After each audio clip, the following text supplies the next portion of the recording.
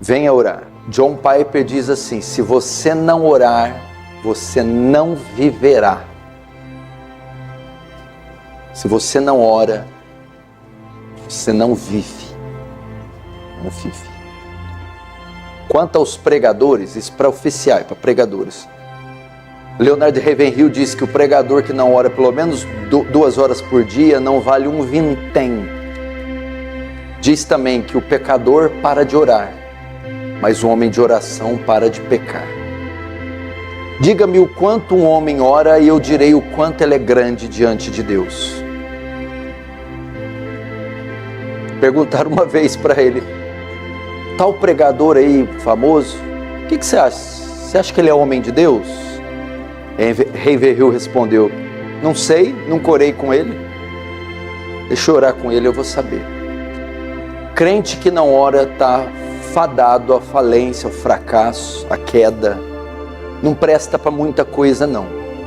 Precisamos orar. Paulo diz em Tessalonicenses: orai sem cessar. A.W. Tozer também diz que Deus não se curvou à nossa pressa nervosa, e aquele que quiser algo de Deus deve aprender a gastar tempo, e muito tempo, em oração. Precisamos redescobrir essa arte maravilhosa de oração. Todos os homens e mulheres que se destacaram ao longo de 2000 anos de história da igreja, pode ver qualquer um, homem e mulher, tinham algo em comum: eram homens e mulheres de oração. Oração secreta, não é aquela no almoço, ou aquela para dormir, não, ou nos cultos, é aquela com o quarto fechado, é o quarto de guerra. Precisamos redescobrir esse ofício. Por que há tanto pecado no meio do povo de Deus? Porque há tantas feridas e mágoas nos corações?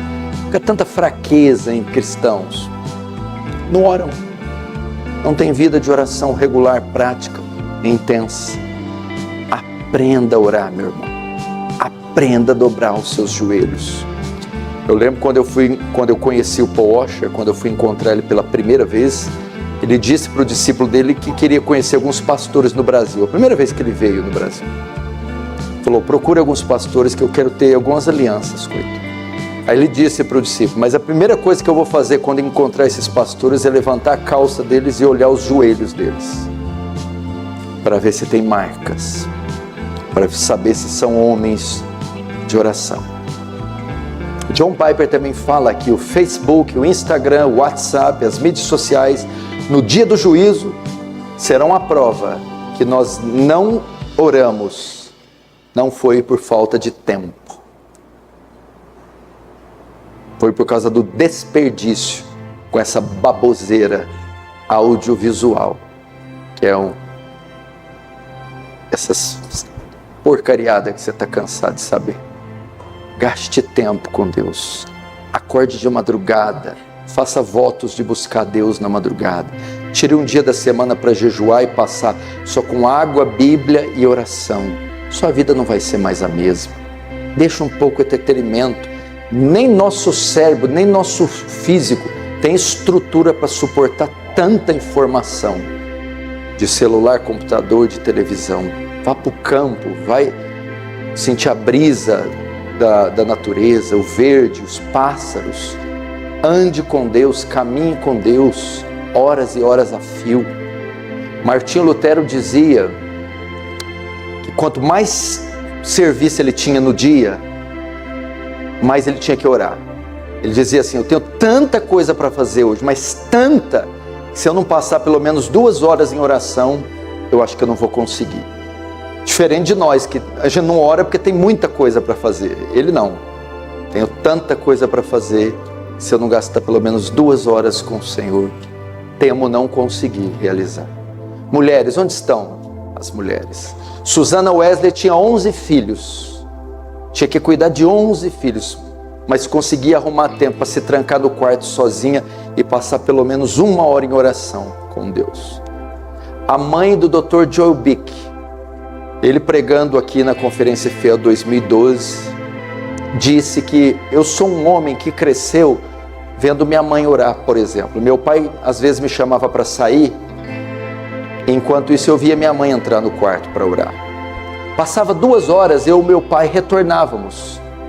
E lá estava minha mãe ainda, imóvel, no quarto, orando. Precisamos de testemunhos como esses. Precisamos de mulheres como jovens, então. E os jovens? Não estudam, são preguiçosos, são mundanos, são carnais, são rebeldes. Nem sequer sabem orar, quanto mais passar orando mais de 15 minutos. Temos que ensiná-los. Lembra de Daniel? Orava 3 vezes ao dia, de manhã, à tarde e à noite. 3 vezes ao dia se colocava de joelhos diante de Jerusalém para orar. Se nós ouvirmos o testemunho dos jovens, David Brainerd, ele fez um diário onde ele registrava o seu momento devocional. Geralmente em diário a gente mostra o que fez no dia, onde visitou, o que fez, o que viajou. David Brainerd registrava no seu diário o seu momento devocional, o tempo que ele passava com Deus em oração. Ele descrevia o que ele sentia. Geralmente ele orava 2 horas pela manhã e mais 2 horas à noite ou à tarde antes de dormir. Um missionário franzino que foi pregar para os índios silvícolas nos Estados Unidos da América. Morreu com 29 anos, tuberculoso, vomitando pedaços dos rins. Perguntaram para Jonathan Edwards. Jonathan Edwards é o que pregou um sermão, Pecadores nas Mãos de um Deus Irado. O maior sermão mais conhecido e poderoso depois dos apóstolos. Pregou esse sermão há 300 anos e ninguém esquece desse sermão. O sermão foi tão poderoso que as pessoas se agarravam nas colunas da igreja onde ele pregou, pensando que o juízo final tinha chegado. Perguntaram para esse homem, Jonathan Edwards, qual a sua maior experiência com Deus? Ele respondeu, orar ao lado de David Brainerd, desse jovem franzino, orar com ele. Precisamos aprender sobre isso, gastar tempo. George Whitefield, D.L. Moody, todos os homens de John Wesley. Eu visitei a casa de John Wesley, lá na Inglaterra. Lá está ainda a cama dele, a biblioteca dele. E dentro do quarto dele tinha uma outra salinha anexo, pequenininha, com uma Bíblia enorme aberta e um genuflexório. É aquele lugar de ajoelhar que é comum na igreja católica. Enquanto eu entrei lá, fiquei perplexo. A guia que estava nos guiando me viu entrando e apontou para mim e disse, daí, dessa salinha aí, saía todo o sustento do metodismo. John Wesley é o pai do metodismo. E ela dizia, dessa sala aí que sai todo o sustento do metodismo. Ou seja, ele passava horas aí, orando e lendo a Bíblia de joelhos. Lia a Bíblia de joelhos, John Wesley. George Miller, um dos maiores missionários que a terra conheceu, ele falou que intercedeu pela conversão de alguns amigos dele 50 anos. 50 anos que eu estou orando para a conversão de algumas pessoas. E creio ver muitas delas no céu. William Booth, do Exército da Salvação, também da Inglaterra, um homem conhecido porque ele criou o Exército da Salvação. Era um ministério que ele dividia os grupos em hierarquias, capitão, coronel, soldado, tudo com o viés evangelístico. E eles saíam em grupos para dar comida aos pobres, vestir os nus, para criar orfanatos e, claro, evangelizar, ganhar almas. E uma certa vez ele enviou um grupo em uma região da Inglaterra muito difícil, muito depravada. E eles evangelizaram algumas semanas e mandaram cartas do Senhor Booth, aqui não está adiantando, ninguém se converte. Continua tentando, ore por esse lugar. E passaram algumas semanas, Senhor Booth, estamos orando, saindo nas ruas. Não adiantou. Ele disse, continue orando, tente mais uma vez. E eles mais algumas semanas, Sr. Buff, aqui ninguém se converte, o pessoal é muito duro. Então ele respondeu, tente com lágrimas agora. Então essa equipe começou a chorar e prantear e jejuar e orar.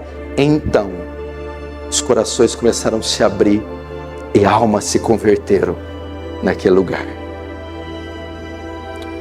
Como começou o grande avivamento que varreu a Inglaterra? Estava acontecendo a Revolução Francesa, que estava trazendo um banho de sangue em toda a Europa. Eles falam que teve um fato que livrou a Inglaterra do banho de sangue da Revolução Francesa. Foi que alguns jovens começaram a orar, criaram um grupo chamado Clube Santo e começaram a orar na capela da universidade, de madrugada. Dentre esses jovens estava John Wesley, Charles Wesley e George Whitefield. E na noite de 1731 de dezembro de 1734, o Espírito Santo desceu sobre esses jovens. Então iniciou um avivamento que varreu a Inglaterra inteira, cujo maior nome foi John Wesley. Como começou? Uma meia dúzia de meninos orando de madrugada, pedindo, Senhor, me enche do Espírito Santo. Senhor, me enche do Espírito Santo. Senhor, me enche do Espírito Santo. Essa igreja, esse ministério, nasceu debaixo de oração, de muito jejum, onde eu e também um grupo de meninos passávamos madrugadas e madrugadas e madrugadas e meses e anos pedindo o poder do Espírito Santo. Eu me lembro de uma vez, vou ter liberdade de contar isso, que em um só dia eu orei 12 horas e das 12, 8 foram ininterruptas, buscando a face de Deus.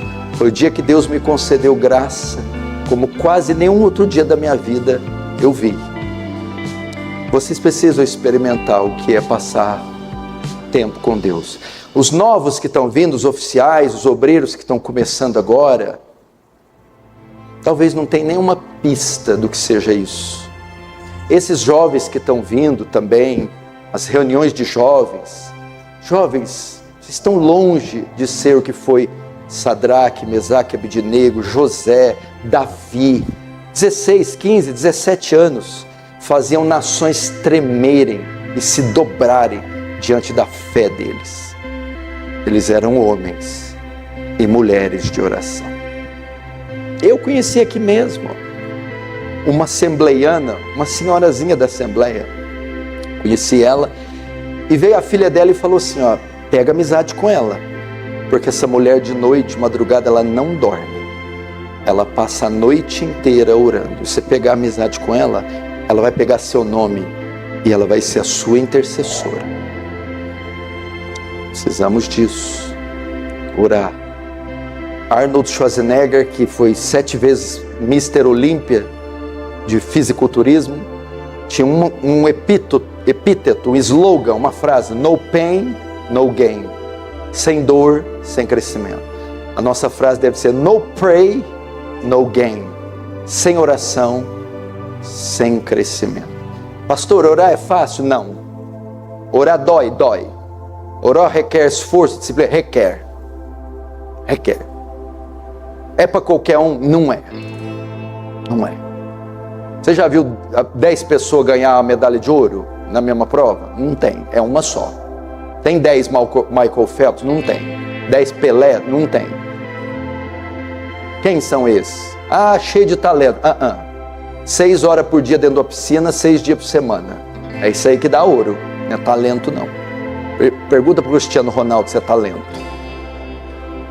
Treino, disciplina. Mas eu vou ter que deixar a pizza e jejuar? A televisão para orar? Os amiguinhos, comunhão para ficar sozinho no meio do mato com Deus?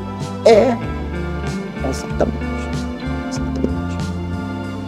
Um atleta não faz isso? Vamos para a balada, não posso, preciso participar da Olimpíada. Vamos comer bolo de chocolate, não posso, preciso ganhar a Olimpíada. Vamos namorar, ficar, não posso, Olimpíada. Vamos acordar dormir tarde não posso, Olimpíada.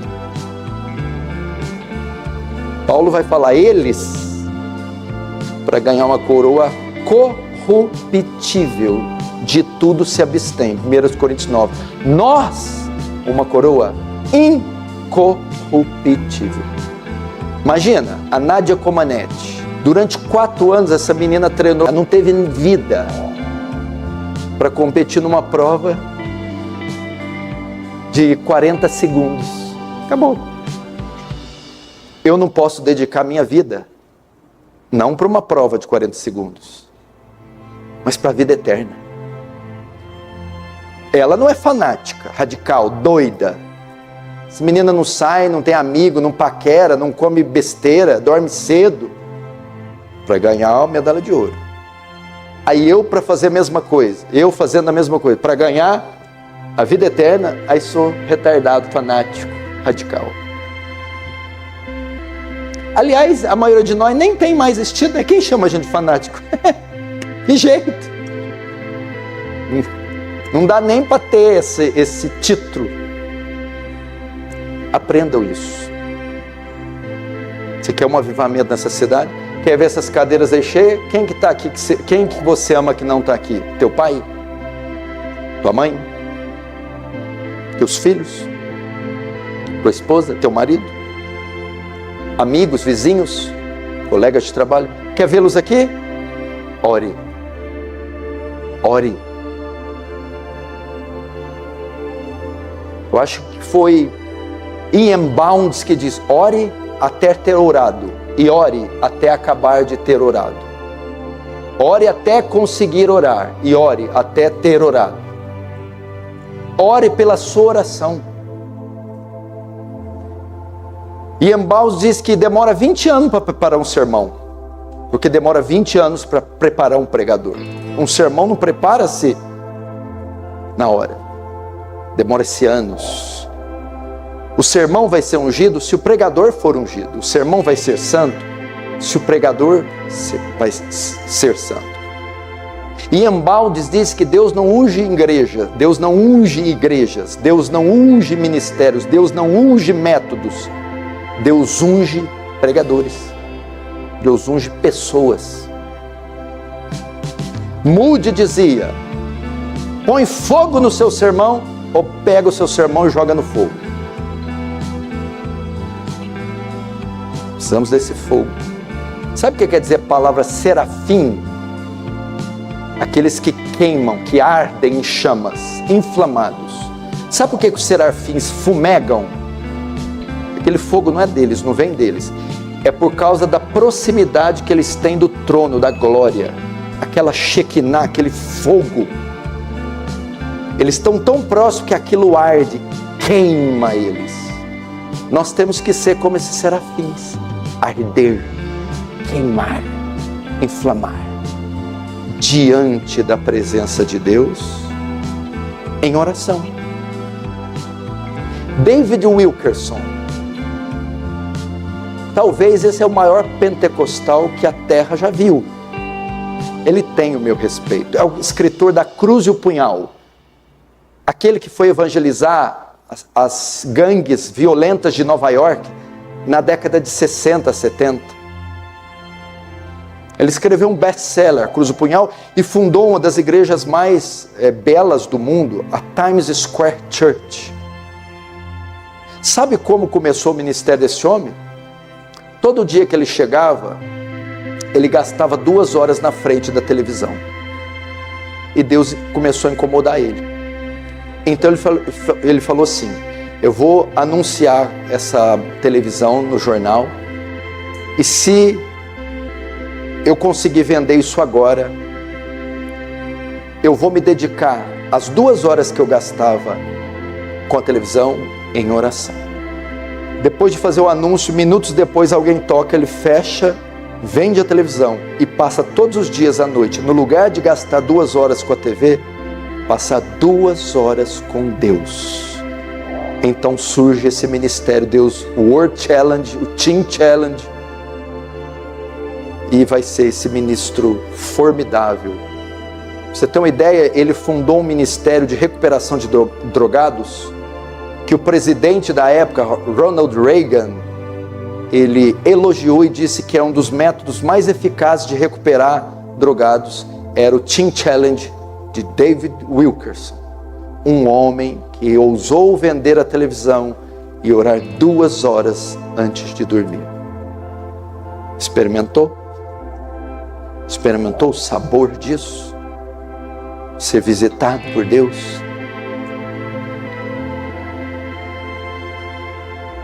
A igreja fica aberta todo dia, de segunda a sexta, das 6 às 9. Fica aqui aberto, com um oficial intercalando de semana em semana. Para quê?